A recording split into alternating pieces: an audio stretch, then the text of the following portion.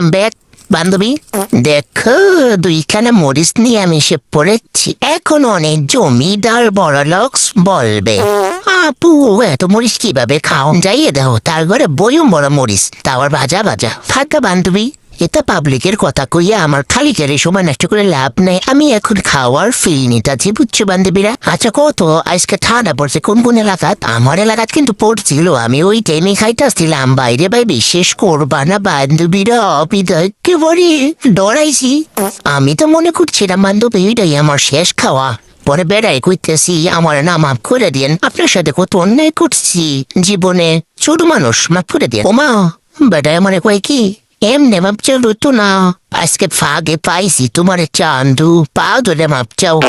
বিশ্বাস করো আমার তো মাথাটা গরম হয়ে গেছে। তোর বেড়ার আমি পা ধরে মাপ চাও, আমার এত বড় ঠেকাটা পড়ছি কি? তোরা রাইন দেবে খাওয়া এইগুলো পালিয়ে কম নাকি? আইসে বড়